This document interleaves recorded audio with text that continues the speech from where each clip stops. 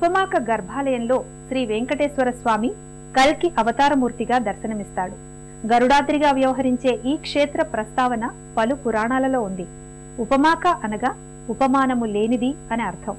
షష్ఠ భుజాలతో అశ్వవాహనంపై ఉన్న స్వామి శిలారూపంలో గర్భాలయంలో కొలువుదీరి ఉంటాడు.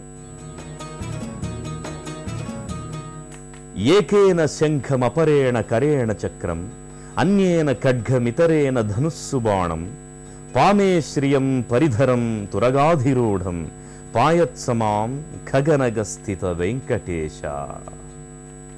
ఒక చేతిలో శంఖాన్ని, దక్షిణ హస్తంలో చక్రాన్ని, మరో చేతిలో ఖడ్గాన్ని, ఇతర హస్తాల్లో ధనుర్బాణాల్ని, వామభాగంలో లక్ష్మీదేవిని ధరించి అశ్వవాహనంపై గరుడ పర్వతాన శ్రీ వెంకటేశ్వరుడు సకల సన్మంగళకరుడై నెలకొని ఉన్నాడు. గర్భాలయంలో శిలపై ఉన్న వెంకటేశ్వర స్వామి మూలమూర్తి రజత నేత్రాలు, తిరునామం శంఖచక్రాలతో మకరతోరణయుక్తంగా భాసిల్లుతోంది.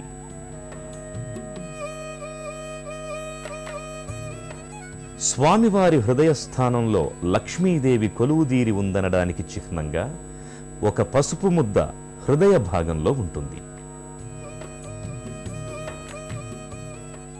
తులసి మాలాలంకృతుడైన స్వామి వ్యక్తావ్యక్త స్వరూపునిగా నెలకొని ఉంటాడు.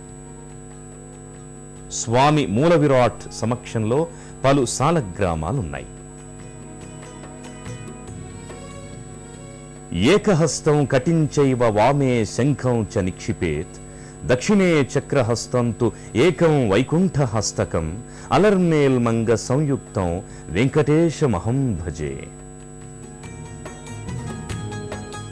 ఒక హస్తం కటి భాగాన ఉండగా ఎడమ చేతిలో శంఖాన్ని, కుడి చేతిలో చక్రాన్ని, నాల్గవ చేతిని అభయహస్తంగా ధరించి అలర్మేల్ మంగతో ఉన్న శ్రీనివాసుణ్ణి దర్శించుకొని భక్తులు పులకిస్తారు. స్వామి ఇక్కడ 6 భుజాల్ని కలిగి ఉండడం విశేషం. 5 హస్తాలలో దుష్ట శిక్షణ, శిష్టరక్షణ చేయడం కోసం పంచాయుధాల్ని ధరించి ఉంటాడు. మిగిలిన ఒక హస్తాన్ని భక్తవత్సలతకు ప్రతీకగా అభయముద్రాంకితుడై ఉంటాడు. ఎంతో ప్రశాంతమైన వాతావరణంలో విలక్షణమైన రూపంతో ఉన్న కల్కి వెంకటేశ్వర స్వామిని దర్శించడం వల్ల, పూజించడం వల్ల జీవన మార్గంలో ఎదురయ్యే సమస్త అవరోధాలు తొలగిపోతాయని ప్రతీతి. అలాగే సకల విజయాలు అతి సునాయాసంగా చేకూరతాయని భక్తుల నమ్మకం.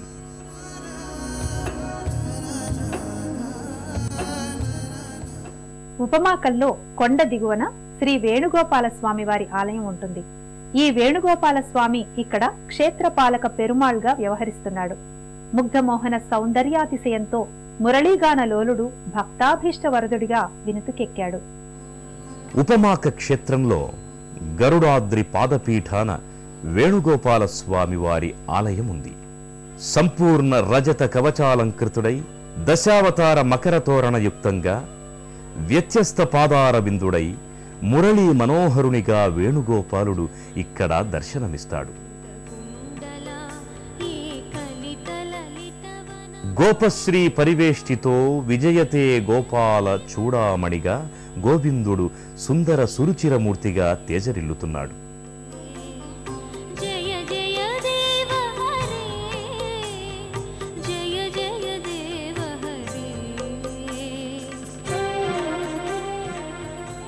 కొండ ఎగువన మూల విరాట్కి పంచామృతాభిషేకం, పూజాదికాలు అనంతరం వేణుగోపాల స్వామి ఆలయంలో ఉన్న ఉత్సవ బేరాలకు పూజాదికాల్ని నిర్వహిస్తారు. విశేష పర్వదినాల్లో ఈ ఉత్సవమూర్తుల్ని కొండ ఎగువకు చేరుస్తారు.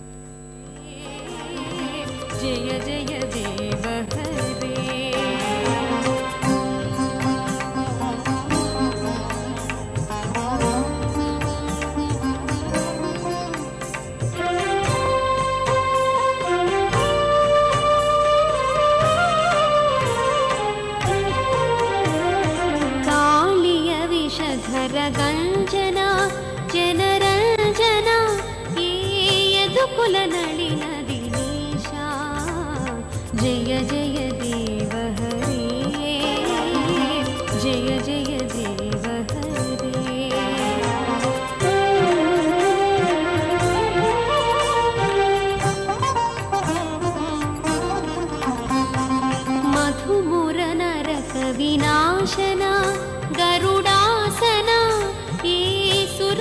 ಕೇಳಿ ನಿದಾನ ಜಯ ಜಯ ದೇವ ಹರೇ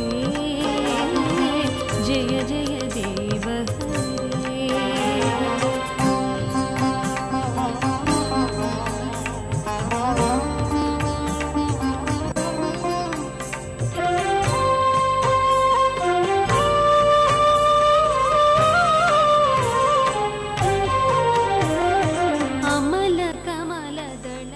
వేణుగోపాల స్వామి ఆలయానికి పక్కనే ఆండాళ్ సన్నిధి ఉంది.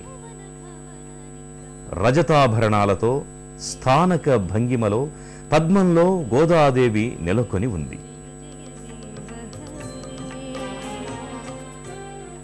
ధనుర్మాసంలో అమ్మవారికి విశేష పూజాధికాల్ని నిర్వహిస్తారు. జనక సుతా కుచ భూషణ జిత దూషణ ఈ సమరశమిత దశ కంఠ జయ జయ దేవ హరే జయ జయ దేవ హరే. ఈ ఆలయానికి సమీపంలోనే ద్వాదశాళ్వార్ల సన్నిధి ఉంది. ఆళ్వార్ల తిరునక్షత్ర పవిత్ర దినాల్లో ఇక్కడ విశేష పూజాధికాల్ని నిర్వహిస్తారు. అభినవ జలధర సుందర ధృతమందర ఈ శ్రీముఖ చంద్ర చకోరా జయ జయ దేవ హరే. ఉపమాక శ్రీ వెంకటేశ్వర స్వామి ఆలయంలో గోశాలను ప్రత్యేకంగా నిర్వహిస్తున్నారు. ప్రతినిత్యం గోక్షీరంతో శ్రీ వెంకటేశ్వరునికి వేణుగోపాలునికి అభిషేకాదుల్ని నిర్వహిస్తున్నారు. ప్రత్యేక పర్వదినాలలో ఇతర ముఖ్య సందర్భాల్లో ఇక్కడ భక్తులకు అన్నదానాన్ని నిర్వహిస్తారు. అన్ని వైష్ణవ క్షేత్రాలలో వైకుంఠ ఏకాదశి నాడు మాత్రమే లభించే ఉత్తరద్వార దర్శనం ఈ క్షేత్రంలో నిత్య వైకుంఠ దర్శనంగా భక్తులకు లభిస్తున్నది. ఈ దేవాలయంలో నిత్య పూజాధికాలతో మొదలుకొని సంవత్సరోత్సవాల వరకు పాంచరాత్ర ఆగమోక్తంగా జరుగుతున్నాయి. కన్యా సంక్రమణంలో పంచాహ్నికంగా బ్రహ్మోత్సవాల్ని నిర్వహిస్తున్నారు. ఫాల్గుణ శుద్ధ ఏకాదశి నాడు స్వామివారి తిరుకల్యాణోత్సవాన్ని ఘనంగా నిర్వహిస్తారు. వైకుంఠ ఏకాదశి నుండి 10 రోజుల పాటు అధ్యయనోత్సవాల్ని జరుపుతారు. ద్వాదశాళ్వార్ల తిరునక్షత్రాల్ని నిర్వహిస్తారు. పలు ఉత్సవ సందర్భాల్లో పుణ్యకోటి, పొన్న వాహనాలు, గరుడ వాహనం, లక్క గరుడ వాహనం, అశ్వ గజ హంస వాహనాలతో స్వామివారిని అమ్మవార్లను ఊరేగిస్తారు. ఇక్కడ ప్రతిరోజు కొండపైనున్న మూల విరాట్టుకి పంచామృతాభిషేకాన్ని నిర్వహిస్తారు. షోడశ కళానిధికి షోడశోపచారములు జాడతోడనిత్సలును సమర్పయామి సమర్పయామి.